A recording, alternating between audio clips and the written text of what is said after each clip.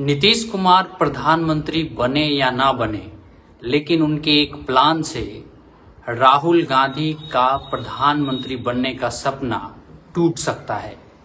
जी हां, आप लोग एकदम बिल्कुल सही सुन रहे हैं। और कौन सा ऐसा प्लान है नीतीश कुमार का जिसकी वजह से सबसे ज्यादा दिक्कत राहुल गांधी को होने वाली है, मैं पूरी डिटेल से बताने जा रहा हूं। तो निवेदन है कि आप लोग इस वीडियो को लाइक जरूर कीजिएगा। और अब सीधे बात करते हैं कि नीतीश कुमार का कौन सा प्लान है जिसकी वजह से राहुल गांधी का जो प्रधानमंत्री बनने का सपना है वो अब अधर में लटक जाएगा। दरअसल 2024 के चुनाव के लिए सभी पार्टियां अपने अपने तरीके से बिसात बिछा रही हैं, और उन पार्टियों में सबसे ज्यादा इम्पोर्टेंट अगर कहें कि पार्टी कोई है तो वो कांग्रेस, राजद, जदयू और समाजवादी पार्टी दिख रही है। जदयू के मुखिया हैं नीतीश कुमार, वो लगातार अपने पार्टी के माध्यम से प्रधानमंत्री पद की दावेदारी अपनी लगातार आगे कर रहे हैं, लेकिन उनको भी ये बात अच्छे से पता है कि जब तक कांग्रेस में राहुल गांधी हैं, यानी कि उनकी दावेदारी जब तक होगी तब तक किसी दूसरे नेता को मौका नहीं मिलेगा। ऐसे में नीतीश कुमार ने चाल चल दिया है ओबीसी बनाम ओबीसी, यानी नीतीश कुमार की पार्टी ने अब ये दावा ठोक दिया है कि जो अगला प्रधानमंत्री होगा वो ओबीसी ही समुदाय का होगा। अब आप लोग इससे बहुत आसानी से समझ सकते हैं कि जो राहुल गांधी हैं वो ओबीसी तो है नहीं, तो जब राहुल गांधी ओबीसी है ही नहीं तो फिर वो प्रधानमंत्री कैसे बन पाएंगे। कारण क्या है कि पिछले दिनों नीतीश कुमार की पार्टी के मुख्य प्रवक्ता हैं नीरज कुमार, उन्होंने प्रधानमंत्री नरेंद्र मोदी को नकली ओबीसी साबित करने की कोशिश की। उन्होंने ये कोशिश किया कि जो प्रधानमंत्री नरेंद्र मोदी की जाति है वो ओबीसी नहीं है, और वो इस पूरे जो प्रधानमंत्री पद के दावेदारी को ओबीसी के मुद्दे पे लेके आना चाहते हैं, यानी कि जो देश का अगला प्रधानमंत्री हो वो ओबीसी समुदाय से ही हो। जैसे कि उन्होंने बिहार में जातीय जनगणना करवाई है जिसमें जो ओबीसी और ईबीसी यानी पिछड़ा और अति पिछड़ा की संख्या कुल मिला के लगभग 62-63% तक आई है। तो ऐसे में अब नीतीश कुमार की पार्टी लगातार ये दाव चल रही है कि जो अगला प्रधानमंत्री का चेहरा हो वो ओबीसी हो, इस पे ज्यादा जोर दे रही है।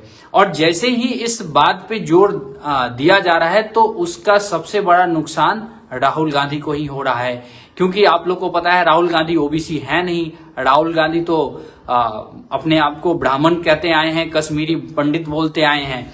तो एक तरीके से जो बिसात है वो इतनी बेहतरीन तरीके से बिछाई जा रही है बिहार से, खास तौर पे नीतीश कुमार की पार्टी की तरफ से, जिसका काट ढूंढ पाना राहुल गांधी के लिए भी मुश्किल हो रहा है। आप लोग एक और बात देखिए, राहुल गांधी लगातार वो जहां जा रहे हैं वो ओबीसी की बात कर रहे हैं, पिछड़ों की बात कर रहे हैं, अति पिछड़ों की बात कर रहे हैं। इसके अलावा राहुल गांधी आदिवासी और दलितों की बात कर रहे हैं, मुसलमानों की बात कर रहे हैं, लेकिन इन सब में से राहुल गांधी की कोई भी जाति नहीं है। इनके लिए सबसे बड़ी समस्या यही उत्पन्न हो जा रही है। और रही सही कसर जो नीतीश कुमार की पार्टी है, जिसने ये दाव चल दिया है कि हम ओबीसी का ही मुद्दा लेके चलेंगे, और हालांकि ओबीसी वाला मुद्दा तो राहुल गांधी भी लेके चल रहे हैं। अब ममता बनर्जी एक तरफ कह रही थी कि जो उनको सही भागीदारी मिलनी चाहिए सीट शेयरिंग में भी, और उनकी भी एक दावेदारी बन सकती थी ममता बनर्जी की। अगर 48 सीट है बंगाल में, और 40 सीट है, माफ कीजिएगा, और वहां पे अगर ममता बनर्जी 35 सीट जीत के लेके आती तो ममता बनर्जी की भी दावेदारी हो जाती। लेकिन ममता बनर्जी का भी पत्ता नीतीश कुमार जी के केवल इसी चाल से कट जा रहा है, क्योंकि ममता बनर्जी भी ब्राह्मण है, और बंगाल में लगभग जनरल कास्ट की आबादी जो है वो लगभग 60% के आसपास है। तो यहाँ पे नीतीश कुमार ने जो खेल किया है उस खेल में पूरी तरीके से इंडिया गठबंधन उलझते हुए नजर आ रहा है। हालांकि लालू प्रसाद यादव या फिर तेजस्वी यादव या फिर अखिलेश यादव, शरद पवार जैसे नेताओं के लिए कोई समस्या नहीं है, क्योंकि अखिलेश यादव और तेजस्वी यादव ये प्रधानमंत्री पद की रेस में नहीं है। अखिलेश यादव एक बार कह भी चुके हैं कि मुझे प्रधानमंत्री पद की कोई लालसा नहीं है, हम थोड़ा बहुत अपना नुकसान उठाने के लिए तैयार हैं, लेकिन जरूरी यह है कि सब लोग मिलकर बीजेपी को हराएं। तो उसके लिए चेहरा कौन सा ढूंढा जाएगा? ओबीसी चेहरा ढूंढा जाएगा। तो इस रेस में नीतीश कुमार बहुत आगे चले जाते हैं, क्योंकि नीतीश कुमार का एक तो पहला है कि उनके ऊपर कोई परिवारवाद का आरोप नहीं लगा सकता है। आप लोग ये बात अच्छे से जानते हैं। उन्होंने अपने बेटे को कभी राजनीति में नहीं आने दिया। 18 साल से एक राज्य के सत्ता पे बैठे हैं उसके बावजूद। दूसरा, उनके ऊपर कोई भ्रष्टाचार का आरोप नहीं है। अगर आप उनके कंपेयर में देखिएगा राहुल गांधी को, तो राहुल गांधी के ऊपर ये परिवारवाद का तो आरोप लगता ही है, क्योंकि उनके पिताजी प्रधानमंत्री थे, तो वो भी एक बड़े नेता हैं। उनकी जो दादी थी वो भी प्रधानमंत्री थी, उनके नाना प्रधानमंत्री थे। तो वो एक परिवारवाद का आरोप जो है माफ कीजिएगा, राहुल गांधी के ऊपर लग रहा है। इसके अलावा राहुल गांधी के ऊपर एक दो भ्रष्टाचार के भी केस चल रहे हैं। लेकिन नीतीश कुमार के बारे में अगर बात किया जाए तो नीतीश कुमार के ऊपर ना तो कोई परिवारवाद का आरोप है, ना ही कोई भ्रष्टाचार का आरोप है। तो यहाँ पे और प्लस पॉइंट क्या है कि वो ओबीसी समुदाय से आ रहे हैं, और ओबीसी और ईबीसी समुदाय की आबादी बिहार में 63% है, लेकिन पूरे देश भर में अगर आप जोड़िएगा तो लगभग 44 से लेकर 48% के बीच में है। तो ये नीतीश कुमार के पक्ष में एक बड़ी बात जा रही है, और इसका फायदा जदयू पूरी तरीके से उठाने की कोशिश में लगी है। जदयू के जो राष्ट्रीय अध्यक्ष थे, उन्होंने, जो ललन सिंह हैं, अभी भी हैं, उन्होंने कहा था कि जो नरेंद्र मोदी हैं ये फर्जी ओबीसी हैं।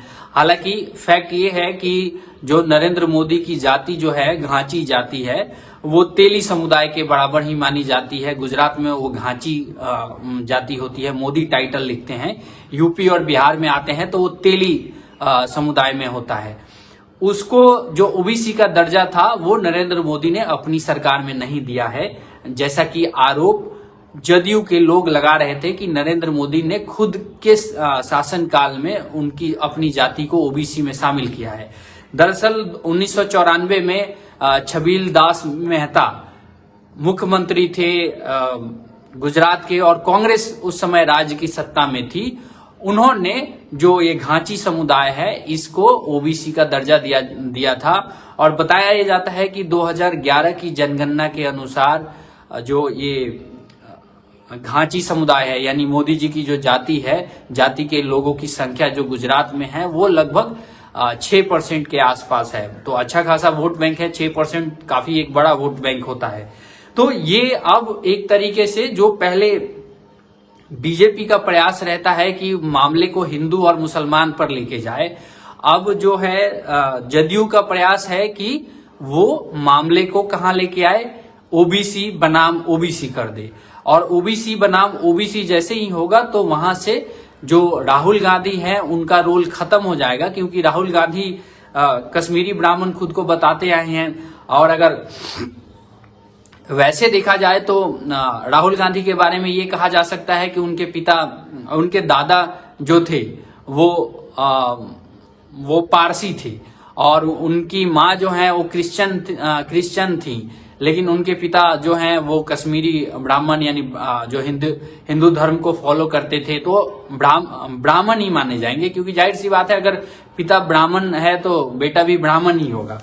तो इस रेस में सीधे सीधे यहाँ पे राहुल गांधी का पत्ता कटते हुए नजर आ रहा है, ममता बनर्जी का भी पत्ता कटते हुए नजर आ रहा है, क्योंकि ममता बनर्जी भी ब्राह्मण है और राहुल गांधी भी ब्राह्मण है। तो यहाँ पे अब जो लड़ाई होने वाली है 2024 की, वो सीधा लड़ाई है ओबीसी बनाम ओबीसी।